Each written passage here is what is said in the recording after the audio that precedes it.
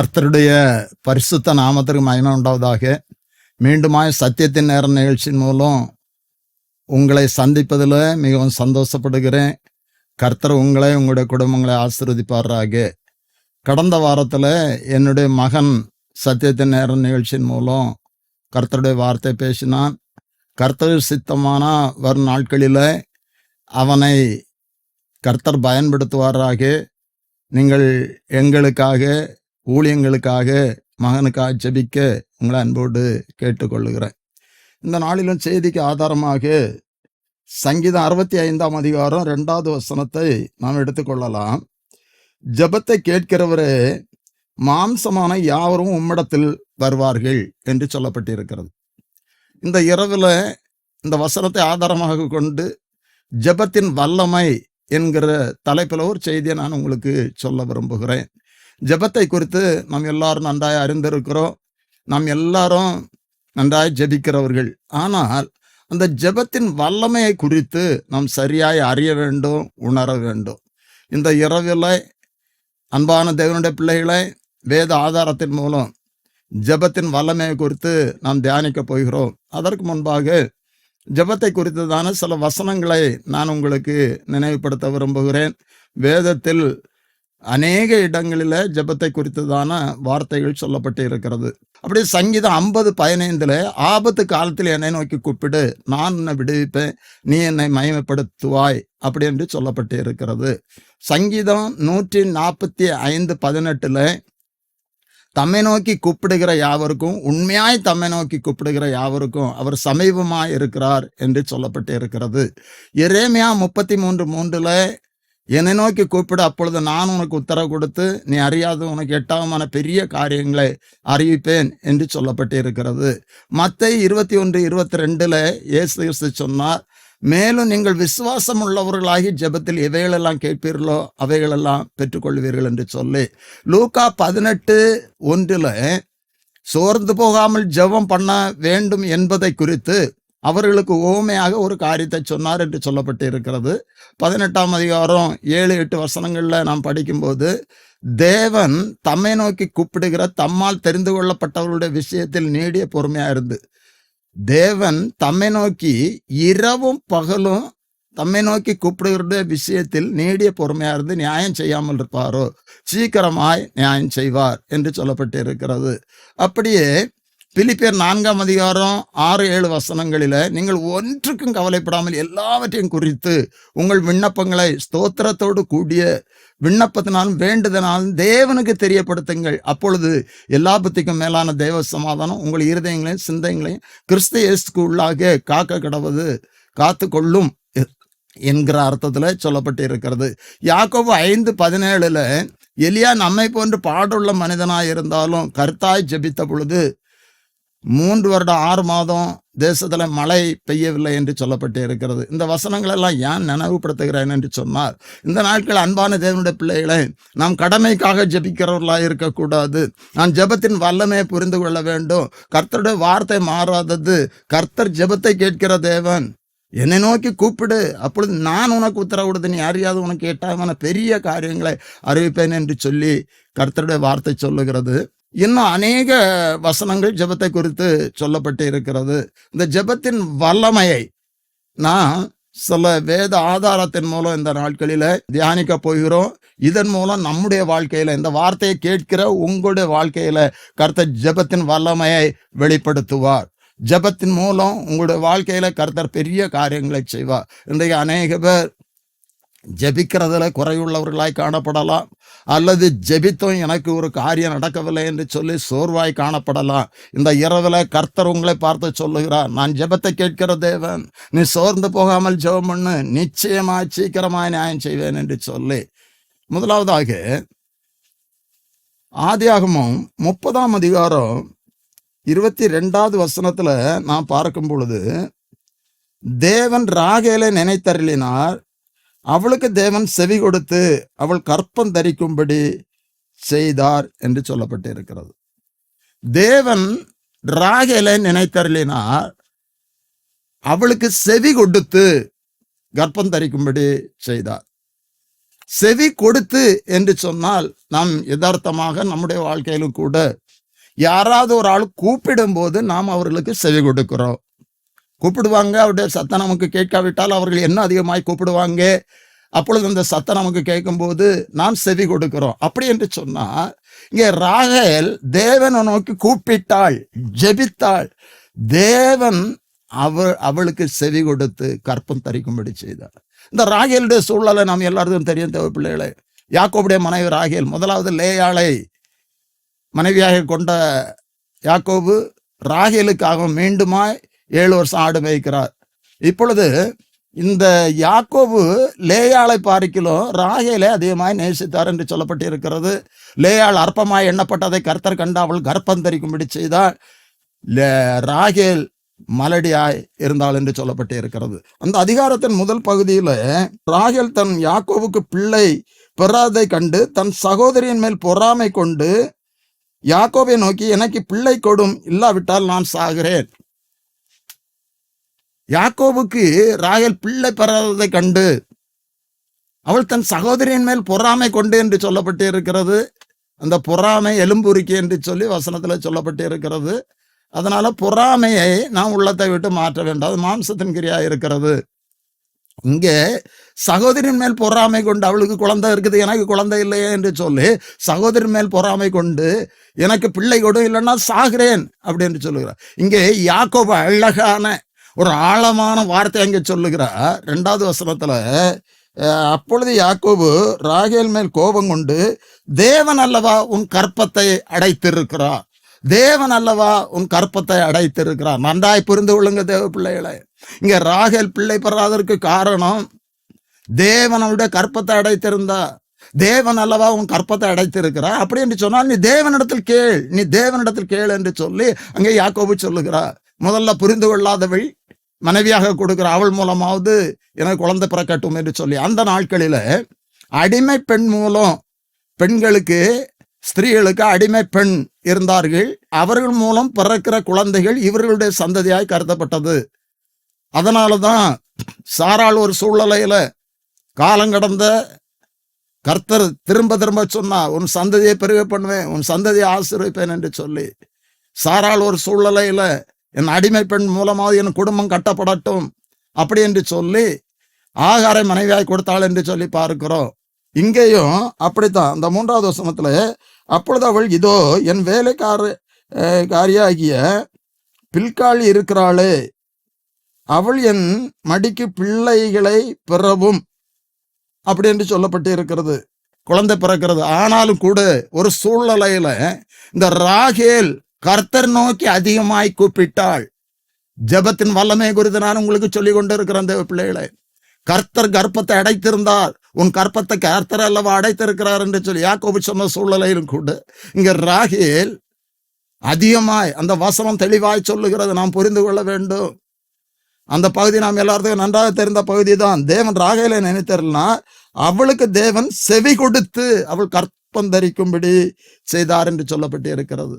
அவளுக்கு செவி கொடுத்து, அப்படி என்று சொன்னால் நிச்சயமா நான் சொல்லுகிறேன், அவள் கர்த்தர் நோக்கி கூப்பிட்டா, என் அடிமை பெண் மூலம் எனக்கு குழந்தை பிறந்தாலும் கூட எனக்கு ஒரு குழந்தை வேண்டும் என்று சொல்லி அவள் கர்த்தர் நோக்கி அதிகமாய் கூப்பிட்டாள். கர்த்தர் அந்த கூப்பிடுதலை கேட்டு செவி சாய்த்து நம்முடைய ஜெபங்களுக்கு செவி கொடுக்கிற கர்த்தர் இந்த இரவில் நான் உங்களுக்கு சொல்லுகிறேன். ஒருவேளை உங்களுடைய ஆசீர்வாதம் அநேக நாட்கள் தடைபட்டு கொண்டு இருக்கலாம். இந்த இரவில் நீங்கள் அவரை நோக்கி அதிகமாய் கூப்பிடுவீர்கள் என்று சொன்னார், நிச்சயமாய் அவர் உங்களுக்கு செவி கொடுப்பார். உங்களுடைய வாழ்க்கையில, குடும்பத்தில், பிள்ளைகளுடைய வாழ்க்கையில அற்புதங்களை செய்வார் தேவ பிள்ளைகளை.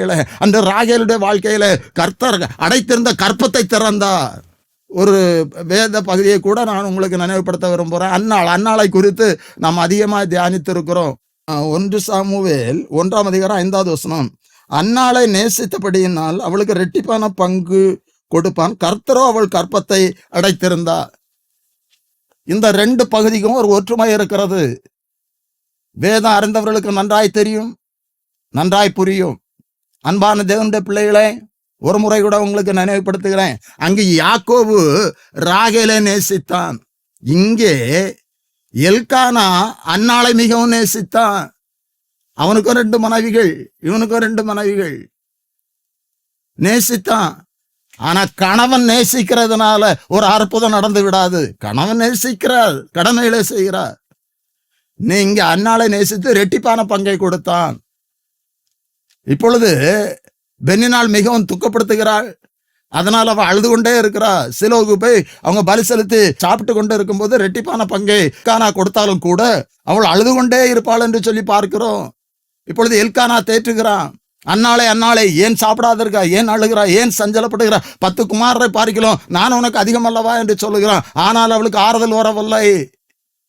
மீண்டும் நான் உங்களுக்கு சொல்லுகிறேன், 2 வருடைய கர்ப்பத்தையும் கர்த்தர் அடைத்திருந்தா. அங்கே ராகேல் தேவனை நோக்கி கூப்பிட்டால் தேவன் அவளுக்கு செவி கொடுத்தா. இங்கே அன்னாள் எழுந்திருந்து சீலோ ஆலயத்துல போய் மனங்கசந்து 10வது வசனம் இப்படியா சொல்லுகிறது. அவள் போய் மனங்கசந்து மிகவும் அழுது கர்த்தர் நோக்கி விண்ணப்பம் பண்ணினாள், ஜெபித்தாள். அன்னாளுடைய ஜெபத்தை குறித்து நன்றாய் அறிந்திருக்கிறோம். அவளுங்க அங்கே இருதயத்தை ஊற்றினாள், பொருத்தனை பண்ணினா, அநேக காரியங்களை சொல்லி ஜெபித்தாள். அந்த கற்பத்தை கர்த்தர் திறந்தார். அப்படி என்று சொன்னால் ஜெபத்தின் வல்லமை, அடைக்கப்பட்ட கற்பங்கள் திறக்கப்படும். நிச்சயமாய் கர்த்தர் தான் 2 பேருடைய கர்ப்பத்தை அடைத்திருந்தார். ஆனால் இவருடைய ஜெபத்தின் வல்லமையினால அந்த கர்ப்பங்கள் திறக்கப்பட்டது மட்டுமல்ல, ஆச்சரியமான காரியம். நான் அதை தியானிக்கும் போது மிகவும் ஆச்சரியப்பட்டேன். ராகேலுக்கும் விசேஷமான ஒரு பிள்ளை கொடுத்தார். சகோதரர்களிலே விசேஷமானவன் யோசேப். அந்த ராகேல் யோசேப்பை பெற்றெடுத்தாள் என்று சொல்லி பார்க்கிறோம்.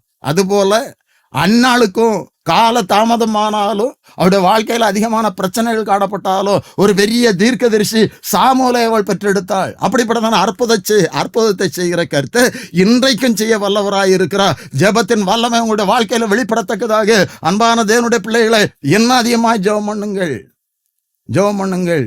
ராகேல் அன்னாளுடைய வாழ்க்கையில அற்புதம் செய்த கருத்தை உங்களுடைய வாழ்க்கையிலும் செய்வார். 1 அதிகாரம் 20வது வசனத்துல நாம் பார்க்கிறோம். அங்கே இப்படியா சொல்லப்பட்டு இருக்கிறது. சில நாட்கள் சென்ற பின்பு அன்னாள் கர்ப்பவதியாகி ஒரு குமாரனை பெற்று கர்த்தரிடத்தில் அவனை கேட்டேன் என்று சொல்லி அவனுக்கு சாமுவேல் என்று பெயரிட்ட. கர்த்தரிடத்தில் கேட்டேன், எனக்கு ஒரு ஆண் பிள்ளையை தருவீரானால என்று சொல்லி கர்த்தரிடத்தில் கேட்டாள். கர்த்தரிடத்தில் கேட்டு பெற்றுக்கொண்டாள். இன்றைக்கு நான் குடும்பமா இருக்கிறோம், ஒருவருக்கு ஒருவர் கடமைகளை செய்கிறோம். ஏன் சொல்லுகிறேன் என்று சொன்னா, யாக்கோபு தெளிவாய் சொன்னா, கர்த்தர் அல்லவா உன் கர்ப்பத்தை அடைத்திருக்கிறார். நான் என்ன செய்ய முடியும்? நான் உன்னை நேசிக்கிறேன், நான் என் கடமைகளை செய்கிறேன்.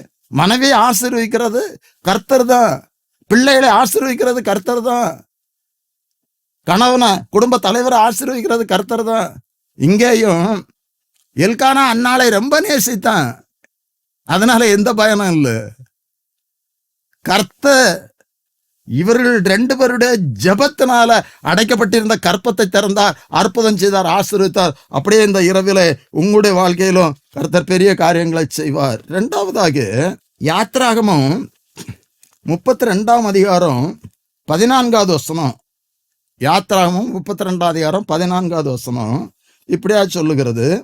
அப்பொழுது கர்த்தர் தமது ஜனங்களுக்கு செய்ய நினைத்த தீங்கை செய்யாதபடி பரிதாபம் கொண்டார். அப்பொழுது எப்பொழுது இஸ்ரவேல் ஜனங்கள் மோசே மலையிலிருந்து இறங்கி வருவதற்கு தாமதமான போது, மோசைக்கு என்ன ஆனதோ, எங்களுக்கு முன்பாக சொல்லும் தெய்வத்தை உண்டு பண்ணும் என்று சொல்லி ஆரோன் இடத்துல கேட்டார்கள். ஆரோன் இப்பொழுது அதை மறுத்திருக்கலாம், மோசே சீக்கிரமாய் வருவார் என்று சொல்லி இருக்கலாம். ஆனால் மதிகேடான ஒரு காரியத்தை அங்கு ஆரோன் செய்கிறார். உங்கள் காதுகளில் இருக்கிற ஆபரணங்களை கலத்தி கொண்டு வாருங்கள் என்று சொல்லி கலத்தி கொடுத்த போது 3வது வசனம் இப்படியா, 2வது வசனம் இப்படியா சொல்லுகிறார். அதற்கு ஆரோன், உங்கள் மனைவிகள் குமாரத்திற்கு காதுகளில் இருக்கிற பொன்னணிகளை கலட்டி என்னிடத்தில் கொண்டு வாருங்கள் என்றான். ஜனங்கள் எல்லோரும் தங்கள் காதுகளில் இருந்த பொன்னணிகளை கலட்டி ஆரோனிடத்தில் கொண்டு வந்தார்கள். அவர்கள் கையில் இருந்து அவன் அந்த பொன்னை வாங்கி சிற்ப கருவியினால் கருப்பிடித்து இதை ஏன் உங்களுக்கு குறிப்பிட்டு சொல்லுகிறேன் என்று சொன்னால், மோசை கேட்ட பொழுது நான் வாங்கி போட்டேன், கன்றுக்குட்டி வந்து விட்டது என்று சொல்லி தானா வந்தது போல சொல்லுகிறார். இங்கே தெளிவாய் சொல்லப்பட்டு இருக்கிறது, சிற்ப கருவியினால் கருப்பிடித்து ஒரு கன்றுக்குட்டியை வார்ப்பித்தான். ஆரோன் செய்த காரியம் வார்ப்பித்து, இதுதான் உங்களுடைய தெய்வம், உங்களை எகிப்திலிருந்து அழைத்து வந்த தெய்வம் இதுதான் என்று சொல்லி அந்த கன்றுக்குட்டிக்கு முன்பாக பலிபீடத்தை கட்டி நாளைக்கு கர்த்தருடைய பண்டிகை அப்படி என்று சொல்லுகிறான். அந்த 5வது வசனம், ஆரோன் அதை பார்த்து அதற்கு முன்பாக ஒரு பலிபீடத்தை கட்டி நாளைக்கு கர்த்தருக்கு பண்டிகை என்று கூறினான். இந்த வசனத்தெல்லாம் படிக்கும்போது நான் மிகவும் வேதனைப்படுவேன். அன்பான தேவனுடைய பிள்ளைகளை புரிந்து கொள்ளும்படியா நான் சொல்லுகிறேன். இங்கே அதற்கு முன்பாக பலிபீடம், கன்றுக்குட்டிக்கு முன்பாக பலிபீடத்தை கட்டுகிற பண்டிகை கர்த்தருக்கு, பலிபீடம் கன்றுக்குட்டிக்கு. அப்படித்தான் கிறிஸ்தவர்கள் செய்கிற ஒவ்வொரு காரியமும் பக்தி விருத்தியை உண்டு பண்ண வேண்டும். மற்றவருடைய பார்வைக்கு அது இடரலா இருக்கக்கூடாது. இதை கேட்டுக்கொண்டிருக்கிற தேவ பிள்ளைகளே, நீங்களும் கூட இப்படிப்பட்டதான காரியங்களை பார்த்து வேதனைப்படுகிறவர்களா இருக்கலாம். அதற்காக உங்களுக்காக நான் கர்த்தரை துதிக்கிறேன். நான் இதற்காகலாம் ஜெபிக்க வேண்டும். இங்கே ஆரோன் இப்படிப்பட்டதான ஒரு காரியத்தை செய்தார். அங்க நடந்தது என்ன? கர்த்தர் இதெல்லாம் பார்த்தார். இஸ்ரவேல் ஜனங்கள் நமக்கு முன்பாக செல்லுகிற நம்மை அழைத்து வந்த தெய்வம் இதுதான், இந்த தெய்வத்திற்கு முன்பாக ஆடி பாடுவோம்னு சொல்லி அங்க பெரிய கொண்டாட்டம் பண்றாங்க. கர்த்தர் மோசேட்ட சொன்னார், சீக்கிரமாய், நான் அழைத்து கொண்டு வந்த ஜனங்கள் தங்களை கெடுத்து கொண்டார்கள், நான் அவரை அழிக்க போகிறேன், என்னை விட்டு விடு, நான் உன்னை ஒரு பெரிய ஜாதியாக்குவேன் என்று சொல்லி. இங்க மோசே 13வது வசனத்துல நம்ம பார்க்கிறோம். அநேக காரியங்களை சொல்லி பிற்பகுதி ஆணையிட்டு சொன்னீரே என்று கெஞ்சி பிரார்த்தித்தான். மோசே, என்னை விட்டுவிடு, இந்த ஜனங்கள் வணங்கா கழுத்துள்ள ஜனங்கள், இந்த ஜனங்களை நான் அழிக்க போகிறேன் என்று சொன்னார். ஆனா மோசே, வேண்டாம், புறஜாதி என்ன சொல்லுவான், இதற்கு அழைத்து கொண்டு வந்தீர், வேண்டாம் கர்த்தாவே என்று சொல்லி கெஞ்சி பிரார்த்தித்தான். அப்பொழுது, அதனால்தான் இந்த காரியத்தை நான் உங்களுக்கு விரிவாய் சொல்லுகிறேன் தேவ பிள்ளைகளை. இப்படி மோசே கெஞ்சி பிரார்த்தித்த போது அப்பொழுது கர்த்தர் தமது ஜனங்களுக்கு செய்ய நினைத்த தீங்கை செய்யாதபடி பரிதாபம் கொண்டா. ஜெபத்தின் வல்லமையை குறித்து நான் உங்களுக்கு சொல்லிக் கொண்டு இருக்கிறேன். அன்று மோசேனுடைய ஜெபத்தை கேட்டு இஸ்ரவேல் ஜனங்களுக்கு செய்ய நினைத்த தீங்குக்கு மனஸ்தாபப்பட்டார் என்று சொன்னால், ஒருவேளை உங்களுடைய குடும்பங்களில் ரட்சிக்கப்படாதவர்கள் இருக்கலாம், குடிகார கணவன் இருக்கலாம், கீழ்ப்படியாத பிள்ளைகள் இருக்கலாம். நீங்கள் ஜெபிப்பீர்கள் என்று சொன்னால், ரட்சிக்கப்பட்ட நீங்கள் ஜெபிப்பீர்கள் என்று சொன்னால், உங்கள் ஜெபத்தை கேட்டு எந்த தீங்கும் செய்யாதபடி கர்த்தர் காத்து அவர்களையும் ரட்சிப்பார், உங்களை ஆசீர்வதிப்பார். உங்களை ஜெபத்தின் வல்லமை. மோசே ஒருவருடைய ஜெபத்தை கேட்டு கெஞ்சி பிரார்த்தித்த பொழுது ஒட்டுமொத்த இஸ்ரவேல் ஜனங்களுக்கும் இரக்கம் செய்த தேவன் நம்முடைய தேவன். யோனா 3ஆம் அதிகாரம் 5வது வசனத்துல இப்படியா சொல்லப்பட்டு இருக்கிற, அப்பொழுது நினிவேயில் உள்ள ஜனங்கள் தேவனை விசுவாசித்து உபாசம் செய்யும்படி கூறினார்கள், பெரியோர் முதல் சிறியோர் மட்டும் ரெட்டுடுத்தி கொண்டார்கள். இந்த காரியம் கூட நாம் நன்றாய் அறிந்திருக்கிறோம்.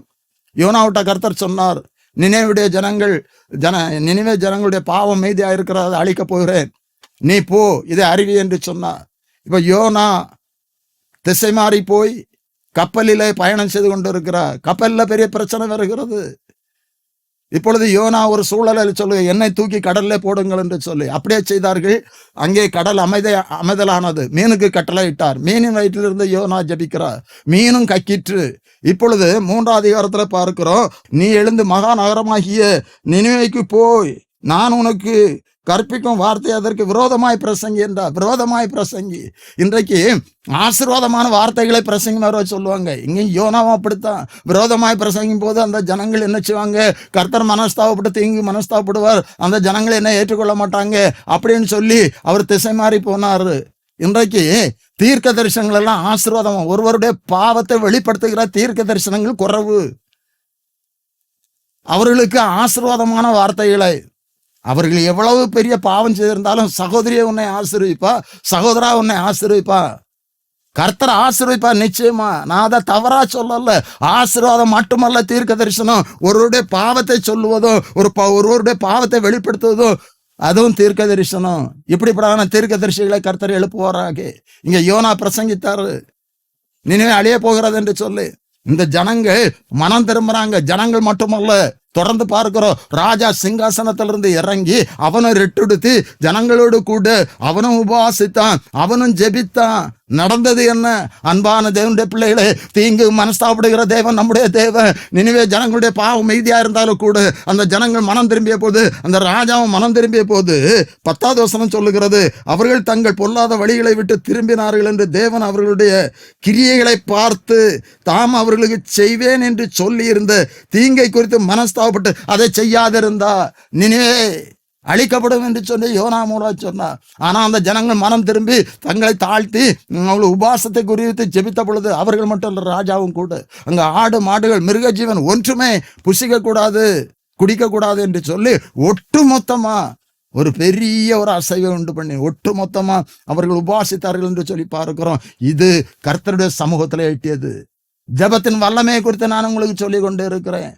இதன் மூலம் நான் உங்களுக்கு சொல்லுகிற செய்தி, நம்முடைய வாழ்க்கையிலும் குடும்பத்திலும் கர்த்தர் ஏதாவது ஒரு தீங்கை செய்ய நினைத்திருக்கலாம். அது நம்முடைய பாவத்து நிமித்தம், நம்முடைய குறைவு நிமித்தம் கர்த்தர் ஒரு காரியத்தை நமக்கு அனுமதிக்க அவர் நினைத்திருக்கலாம். ஆனால் ஒன்றை உங்களுக்கு சொல்லுகிறேன், இந்த இரவில் நிச்சயமா நான் கர்த்தருடைய நாமத்தில் சொல்லுகிறேன், நான் கர்த்தர் நோக்கி கூப்பிடுவோம் என்று சொன்னார். நம்முடைய குறைகளை விட்டு நம்முடைய பாவங்களை விட்டு மனம் திரும்புவோம் என்று சொன்னார். நாம் குறைகளை நாம் அறிக்கை செய்வோம் என்று சொன்னார். அவர் அன்று தீங்குக்கு மனஸ்தாபப்பட்ட கர்த்தர் இன்று தீங்குக்கு மனஸ்தாபப்படுவார். நம்முடைய வாழ்க்கையில அவர் செய்ய நினைத்த காரியங்களில் இருந்து நமக்கு ஒரு விடுதலையை தருவார். நிச்சயமாய் தருவார். தேவ பிள்ளைகளை, ஜெபத்தின் வல்லமை. இஸ்ரவேல் ஜனங்கள் பாவத்தினும் அழிக்கப்படக்கூடிய ஒரு சூழ்நிலையில மோசே கெஞ்சி பிரார்த்தித்தான். அப்பொழுது அந்த தீங்கை செய்யாதபடி மனஸ்தாபம் உண்டா. இங்க பார்க்கிறோம், நினைவே பட்டணம் அழிக்கப்பட 40 நாள் உண்டு, நினைவே அழிக்கப்படும் என்று சொல்லி கர்த்தருடைய வார்த்தை தான் சொன்னான். ஆனாலும் அந்த ஜனங்களின் மனம் திரும்பிய போது அந்த தீங்குக்கு கர்த்தர் மனஸ்தாபப்பட்டார். அவர் தீங்குக்கு மனஸ்தாபப்படுகிற தேவன். நம்முடைய பாவங்களுக்கு தக்கதாய் சரி கட்டினா நம்ம தாங்கிக் கொள்ள மாட்டோம். தேவ பிள்ளைகளை, நாம் செய்கிற குறைகளுக்கு நான் அடிக்கடி நினைக்கிறது உண்டு. நம்முடைய ஜீவியத்தில் அநேக கர்த்தருடைய பிள்ளைகளாக இருந்தாலும், நாம் ரட்சிக்கப்பட்டவர்களாக இருந்தாலும், கர்த்தரை ஆராதிக்கிறவர்களாக இருந்தாலும், நம்முடைய வாழ்க்கையில அநேக குறைகள் காணப்படுகிறது. நம்முடைய பாவத்து நிமித்தம் பாவத்திற்கு தக்கதாய் அவர் சரி கட்டினா நம்ம தாங்கிக் கொள்ளவே மாட்டோம். ஆனாலும் நாம் அவரிடத்தில் ஜெபிக்கும் பொழுது தீங்கு மனஸ்தாபப்படுகிற தெய்வம், தீங்கு மனஸ்தாபப்பட்டு எத்தனையோ தீங்கிலிருந்து நம்மை காத்திருக்கிறார். தொடர்ந்து காப்பார், ஆசீர்வதிப்பார். மூன்றாவதாக அப்போஸ்தலர் 9ஆம் அதிகாரம் 40வது வசனத்துல பேதுரு எல்லோரையும் வெளியே போகச் செய்து முழங்கார் படியிட்டு ஜெபம் பண்ணி பிரேதத்தின் புறமாய் திரும்பி தபித்தாளே எழுந்திரு என்றான். அப்பொழுது அவள் தன் கண்களை திறந்து பேதுருவை பார்த்து உட்கார்ந்தார். மிகவும் ஆச்சரியமான ஒரு காரியம். இந்த பேதுரு லித்தா ஊர்ல இருக்கிறான் என்று சொல்லி சீசர்கள் கேள்விப்படுகிறாங்க. இந்த சூழ்நிலையில தான் இங்க தொற்காள், அவள் மிகவும் ஒரு சாட்சியான ஸ்திரீ. 36ஆம் வசனத்துல யோப்பா பட்டணத்தில் கிரேக்கு பாஷையிலே தொற்காள் என்னும் அர்த்தம் கொள்ளும் தபித்தாள் என்னும் பேருள்ள ஒரு சீசி இருந்தாள். அவள் நற்கிரியைகளையும் தர்மங்களையும் மிகுதியாய் செய்து கொண்டு வந்தாள். அவள் நற்கிரியைகளை தர்மங்களை. தொற்காள் மிகவும் ஒரு சாட்சியான ஸ்திரீ. அவள் ஒரு சூழலை இறந்து போகிறா. அவளை குளிப்பாட்டி மேல் வீட்டறையில் அடக்கம் பண்ணுவதற்கு ஆயத்தமாக வைத்திருக்கிறாங்க. இப்போ லித்தா ஊரிலே பேதுரு இருக்கிறார். பேதுரு மூலம் அங்க கர்த்தர் செய்த அற்புதத்தை அறிந்தவர்கள் 2 பேரை அங்க அனுப்புறாங்க. தாமதமின்றி வர வேண்டும் என்று சொல்லி யோப்பா பட்டணம் லித்தா ஊருக்கு சமீபமானபடியினாலே பேதுரு அவ்விடத்தில் இருக்கிறான் என்று சீசர்கள் கேள்விப்பட்டு தாமதம் இல்லாமல் தங்களிடத்தில் வர வேண்டும் என்று சொல்லும்படி 2 மனுஷரை அவனிடத்தில் அனுப்பினார்கள். இப்போ பேதுரு அங்கிருந்து வர்றாரு. பேதுரு வந்தபோது அநேக ஸ்திரீகள் தொற்காள் உயிரோடு இருக்கும்போது செய்த வஸ்திரங்கள் என்னும் அங்கிகளை காமித்து அவர்கள் மிகவும் அழுகிறார்கள், சூழ்ந்து நிற்கிறார்கள். இப்பொழுது பேதுரு ஒரு காரியத்தை செய்கிறார். எல்லாரையும் வெளியே போக பண்ணி, அப்படி என்று சொன்னால் எல்லாரும் அழுது கொண்டு இருக்கிறார்கள். அதுல அனைவரும் அவிசுவாசத்தோடு காணப்படலாம். இனி தொற்காள் பிழைக்க மாட்டாளுங்கிற எண்ணத்தோடு இருந்திருக்கலாம். அதனால பேதுரு எல்லாத்தையும் வெளியே போக பண்ணினார். போக செய்து முழங்கால் படியிட்டு ஜெபம் பண்ணி பிரேதத்தின் புறமாய் திரும்பி தபித்தாளே எழுந்திரு என்றார். நன்றாய் கவனிங்க தேவ பிள்ளைகளை, ஜெபத்தின் வல்லமையை குறித்து சொல்லிக் கொண்டு இருக்கிறேன். பேதுரு கர்த்தருடைய சீசன், இயேசுடைய சீசன். இங்கே லித்தா ஊர்ல ஒரு அற்புதம் நடக்குது. அதை தொடர்ந்து இங்கே யோப்பா பட்டணத்திற்கு வருகிறார். தவித்தாளை பார்த்து சொல்லுகிறார், தொற்காளை பார்த்து சொல்லுகிறார். தெளிவாய் சொல்லுகிறது, ஜெபம் பண்ணி பிரேதத்தின் புறம்பாய் திரும்பி தபித்தாளே எழுந்திரு என்றான். அப்பொழுது அவள் தன் கண்களை திறந்து பேதுருவை பார்த்து உட்கார்ந்தா. தவித்தாளே எழுந்திரு. அவள் கண்களை திறந்து பேதுருவை பார்த்து அவள் உட்கார்ந்தாள் என்று சொல்லி பார்க்கிறோம். ஜெபத்தின் வல்லமே பாருங்க தேவ பிள்ளைகளை, எவ்வளவு பெரிய காரியங்களை கொண்டு வருகிறது ஜெபம். நான் இந்த இரவில சொல்லுகிற செய்தி, நீங்கள் சோர்ந்து போகாமல் ஜெபம் பண்ணுங்கள். அதற்காக தான் இயேசு கிறிஸ்து லூக்கா 18 அதிகாரத்துல ஒரு உவமை அழகாய் தெளிவாய் சொன்னார். நீங்கள் சோர்ந்து போகாமல் ஜெபம் பண்ண வேண்டும் என்று சொல்லி ஒரு உவமையை சொல்லி, தேவன் இரவும் பகலும் தம்மை நோக்கி கூப்பிடுகிறார். தம்மால் தெரிந்து கொள்ளப்பட்டவருடைய விஷயத்தில் நீடிய பொறுமையா இருந்து நியாயம் செய்யாமல் இருப்பாரோ? நீங்கள் ஒருவேளை நீங்கள் நினைக்கலாம், நான் ஜெபித்துக் கொண்டு இருக்கிறேன், என்னுடைய காரியத்திற்கு என்ன ஒரு நியாயம் கிடைக்கவில்லை என்று சொல்லி, இந்த இரவில கர்த்தர் உங்களுக்கு நியாயம் செய்வார். சோர்ந்து போகாமல் ஜெபம் பண்ணுங்க. இதை கேட்டுக்கொண்டிருக்கிற அநேக பேர் நீங்கள் சோர்ந்து போய் இருக்கிறீங்க. நான் ஜெபித்து எனக்கு ஒரு விடுதலை கிடைக்கவில்லை, என் குடும்பத்துல என் பிள்ளையுடைய வாழ்க்கையில நன்மையான காரியங்கள் நடக்கவில்லை என்று சொல்லி நீங்கள் சோர்ந்து போய் இருக்கலாம். இந்த இரவில நான் நிச்சயமாய் கர்த்தருடைய வார்த்தை, நான் சத்தியத்தை சொல்லுகிறேன். அவர் ஜெபத்தை கேட்கிற தேவன், ஜெபத்திற்கு வல்லமை. அன்று கிரியை செய்த கர்த்தர் இன்றைக்கும் கிரியை செய்ய வல்லவராய் இருக்கிறார். ஆனால் நாம் விசுவாசம் உள்ளவர்களாய் ஜெபிக்க வேண்டும். எலியாவை போன்று கருத்தாய் ஜெபிக்க வேண்டும். அதற்காக தான் முதல்ல சில வசனங்களை நான் உங்களுக்கு நினைவுபடுத்தினேன். இதற்கு ஒத்த ஒரு வேத பகுதியை கூட உங்களுக்கு நினைவுபடுத்துகிறேன். எசேக்கியா ராஜா, நாம் எல்லாத்துக்கும் நன்றாக தெரியும். 2 ராஜாக்கள் 20ஆம் அதிகாரத்துல நாம் அந்த காரியத்தை படிக்கிறோம். எசேக்கியா ராஜா வியாதிப்பட்டு மரணத்துக்கு ஏதுவா இருந்தான். அப்பொழுது ஏசாயா தீர்க்கதரிசி அனுப்பிய கர்த்தர் சொல்லுகிறார், நீ மரித்து போய் வீட்டு காரியத்தை ஒழுங்கு பண்ணும். 2 ராஜாக்கள் 20ஆம் அதிகாரம் 3வது வசனத்திலே, கர்த்தாவே, நான் உமக்கு முன்பாக உண்மை மன உத்தவமாய் நடந்து பார்வைக்கு நலமானதை செய்தேன் என்பதை நினைத்தரலும் என்று விண்ணப்பம் பண்ண. எசேக்கியா மிகவும் அழுதான். கர்த்தர் அவனுடைய விண்ணப்பத்தை கேட்டு, நான் விண்ணப்பத்தை கேட்டேன், கண்ணீரை கண்டு திரும்பி போ, அவன் பாதி முற்றத்திற்கு கடந்து செல்வதற்கு முன்பாக ஏசாயாவை திரும்ப போக சொல்லி, உன்னை நான் சுகமாக்கினேன், 15 ஆண்டுகளை கூட்டி கொடுத்தேன் என்று சொன்னான். ஜெபத்தின் வல்லமை குறித்து உங்களுக்கு சொல்லி கொண்டு இருக்கிறேன். இங்கே அவன் மரணத்துக்கு ஏதுவான மரண வாசலில் இருக்கிறான். கர்த்தரே சொல்லுகிறார், கர்த்தரே தீர்க்கதரிசி கொண்டு சொல்லுகிறார். ஆனாலும் கூட அவன் ஜெபித்த பொழுது அந்த வியாதியிலிருந்து விடுதலை கொடுத்தா, உயிர்ப்பித்தா. அப்படி என்று சொன்னால் ஜெபத்தின் வல்லமை மரண வியாதியிலிருந்து மரித்தவர்களை உயிர்ப்பிக்கிற வல்லமை. அங்கு தபித்தாள், பேதுரு மூலம் தபித்தாளை தொற்காளை எழுப்பினார் கர்த்தர். எசேக்கியா ராஜாவுக்கு கர்த்தர் அற்புதத்தை செய்தார்.